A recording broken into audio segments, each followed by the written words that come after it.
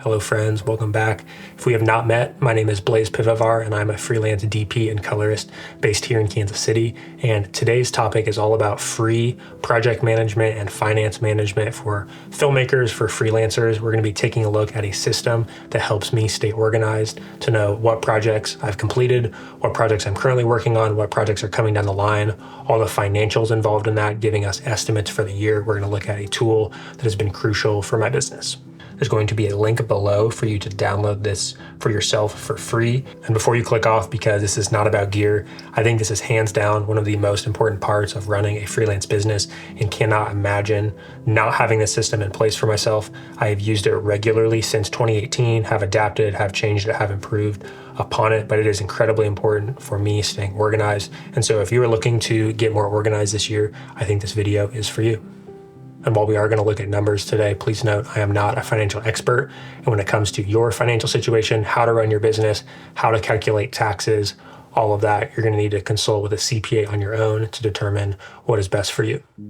Okay, so as we dive into the tool, here is sheet one. This is the most important one. There's going to be a few others that we get to later on, but it's called video income. You can rename this to anything you want. And I put all these projects in here as examples. I'm not going to show you guys my actual financials. So none of these are real projects. These are just for informational purposes only, to show you guys how I might use this. And although I'm making this video in January, I'm trying to give you an example of how this sheet might look as it fills up throughout the year.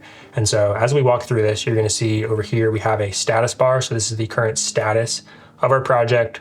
We're going to have the year, we're going to have the date, then we're going to have the client. So who is this particular project for? And then by type. So we've got nonprofit, corporate, wedding, commercial. You could put in whatever category you want. And so moving on to column F, this is where we're going to have scope and deliverables. And I find this really helpful just to jot down some key points, just to remember kind of what this production would entail. So you see on this first one, it says 1 day production, 5 to 6 minute edit, full equipment and lighting package, 2 additional crew. So really quick, I can go back and remember if I have a project, a year later, I can go back and say, oh, what did I charge, John Smith for that one project? I have the details right here. I don't have to go looking for a contract, and the scope is full. If it wasn't full, if I was just getting hired to DP, I might write shoot, or if I was an editor, I might just put edit, but we will leave it as full. And then I have a column for talk, and this is a little checkbox that I will check on or off. And the point here is just, have I talked to this client yet? Have we landed all the essentials like budget, like scope? I just have a little checkbox for that. And then moving on, this is the deposit amount. Have I received the deposit? So a checkbox on or off. And then this is the full amount. So what is the full amount that is being billed to the client? And then this next checkbox would be, have they paid this yet? So one checkbox for when I've received the deposit. And if I hadn't completed the project yet and they hadn't paid in full, this would stay unchecked, but we can check that. And then here's where we enter any costs. So often when a project lands, there are some costs related to the project. For example, maybe some crew. So here I would put in what that amount is. For here it's $1,250, but we could say $1,000, and we can then say what this cost is for. And this is all just for me to help remember kind of where these numbers are going, because it'd be easy to look at this number and say, oh, sweet, I'm making $7,000 from this project. But in reality, I'm really making $6,000 because of costs that are directly related to each project. So most of the time, I'm really only putting crew and location costs in this column right here. We're going to move on to later where I allocate other expenses, but crew or location costs are going to go into this column, and I will write a little note of what it was for. This next column is then going to be our net total. So this is really helpful to look at. This is what we're actually taking home from each project before other things like taxes, other business expenses. This just gives us a better look at that actual number minus any costs directly related to the project. Under method, this is how I would notate how a client is paying. So I use QB, and that stands for QuickBooks. If I send an invoice to the client via QuickBooks, that's the primary way that I invoice. But you might want to say something like check, if the client is paying with check, or if they paid you in some other way, just to notate that so you can remember how you got paid. And then money due, this is the date that money will be due for the project. And UD is what I use to notate upon delivery. So a lot of times I'm being paid right before I send off the final deliverables. And so I will just write UD. But for this example, I did put in a specific date. If there is a due date that we have decided upon that I will get paid, you can notate that. And then as well as the location, I will often notate where the shoot is happening. So a lot of my work is in Kansas or Missouri, but if I am traveling, it's helpful to be able to talk to my accountant later on if I have tracked all the places that I've worked in a year. So sometimes this has been places like Virginia or New York or California, and I would just simply write down where this project took place so I can talk to my accountant later on if I need to pay taxes to those individual states. And so as you guys will see, you get a really quick picture for projects you've already completed. So here you'll see the green cells. I use orange to notate things that I'm currently editing. And then yellow would be things that are scheduled. So a scheduled project is one where the deposit's been paid, we've talked, and I have not shot it yet. So I will notate that with scheduled. So I know it's in my books, I can count on it. Often this will be the date of the production. And then pending, I can go ahead and uncheck some of these boxes because this would be more realistic. But a pending project would be, maybe I've had 2 or 3 conversations with a client and we are pretty sure that it's going to land, but there just hasn't been a deposit and there hasn't been a contract yet. If I do want to notate that to see how that will impact my numbers, I will just put it in here as blue and is pending. And so as I will complete a job, I'll simply just copy, this cell here. And if I completed this job, then I'll say complete. I'll make sure that, if I've been paid, I'll check that off. And then it's really easy to see that this project, has been complete. I think another example would be, let's say I'm working on this project and I have not been paid, but let's say I sent the final files, but I have not gotten paid yet for whatever reason. That is where I might change this to unpaid, and I will mark that as red just because I need to remember that I have not been paid for a job that I have already completed. So I've already edited it, my work is done, but I'm just waiting for that payment. So this will help me just remind myself that I need to follow up with that client if payment has not happened within a few days. And so that's an overview of Sheet 1. Really gives you an overall picture of all your projects, which ones you've completed, which ones you're currently working on, and which ones are coming down the line. We're now going to move on to how I go about getting a better financial picture for my year. And so that is going to be in Sheet 2. We're going to come down here and you'll see monthly expenses. And so I have these partially filled out, but I do these retroactively. And these are expenses that are not reoccurring subscriptions, and these are not project costs like I mentioned before. This primarily would be for gear purchases. So let's say the entire month of January goes on, I will go into my Quickbooks and add up, sort by equipment bought, and I will see what that number is. For example, that's $2,000. So this helps me just remember that I've spent $2,000 on gear, and that's going to be factored into taxes at the end of the year and what my take-home pay is. So as the months go on, I would just put in this number of what I spent that month on gear, things that are not a location or crew or reoccurring business expenses. This is where this will live. So if I'm currently in the month of June, this will stay 0. But as soon as I get to July and I have all my transactions from June, I will then come in here and change this to whatever I spent. And so this fluctuates throughout the year, but by the end of the year, all of these will be filled out and I'll have a rough idea of what I spent on equipment purchases, things like gear.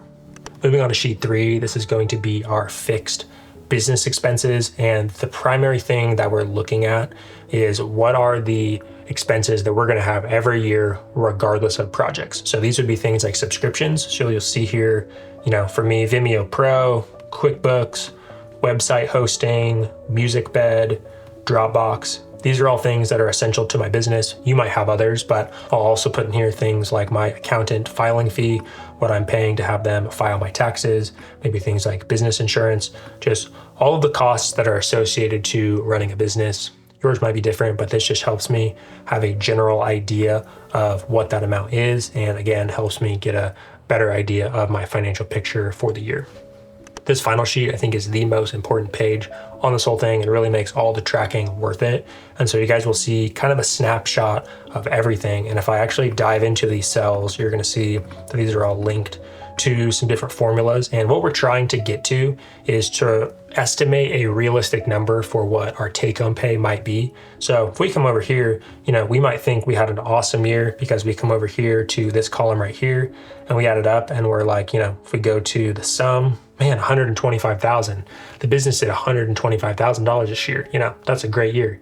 But that's not taking into account the fixed expenses and expenses that were related to the projects. So the numbers we put in here, as well as what we spent on gear and what we spent on our fixed expenses. So the point of this is just to get a general idea of what our financials are looking like as the year goes on. And so as our numbers change, these numbers are automatically updated. So this first one is going to be total revenue.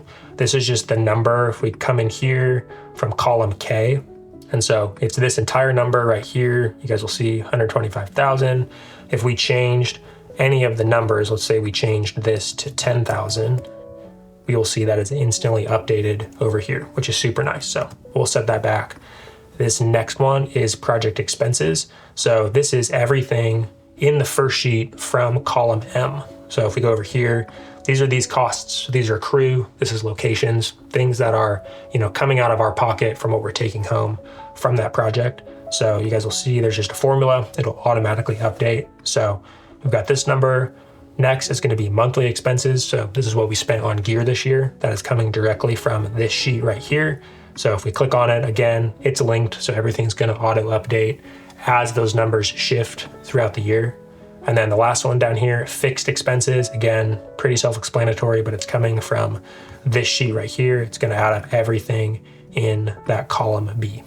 The last cell we're going to talk about before we get to the take-home number is estimated tax. And again, this is where I'm saying I am not a tax professional. You need to consult with a CPA on what your tax rate is, how best to estimate, based on the numbers and how much you're making. This is going to fluctuate based on where you live, how much revenue you're doing for the year, what your costs are. So for example purposes only, you guys will see 0.3. I'm just estimating 30%. But again, that number is not the number that I directly use, and it is not going to be the number that you directly use. So you will need to change this number after consulting with your CPA to get an idea of what your estimated taxes are. But if you'll see, we've got this little formula set up here. So it's going to be B2 minus B3, B4, and B5. So our total revenue minus all of these expenses times 0.3%. So essentially taking 30% of what that number is after expenses. And you will see that comes up here, for example, 31,000. And then if we go down to our take-home pay, you guys will see then this is all of these columns starting with B2 minus B3, B4, B5, and then B6 to land on one number that is going to be considered our take-home pay. Having an idea of this take-home pay number has been really helpful in running my freelance business, just to get a general idea of what my take-home pay might be as an individual. And this is going to fluctuate throughout the year as these numbers change, as more projects land or a project gets canceled or you have to spend money on a repair. This number is going to regularly update as you put more information, and you're just going to have a general idea of what your financials might look like for the year. And so I think this is really important because if we just added up that income column, you're going to see that number of 125,000. And you might be stoked on that. And then you look at this take-home pay number, there's almost a $50,000 difference in, our take-home pay being 72,000.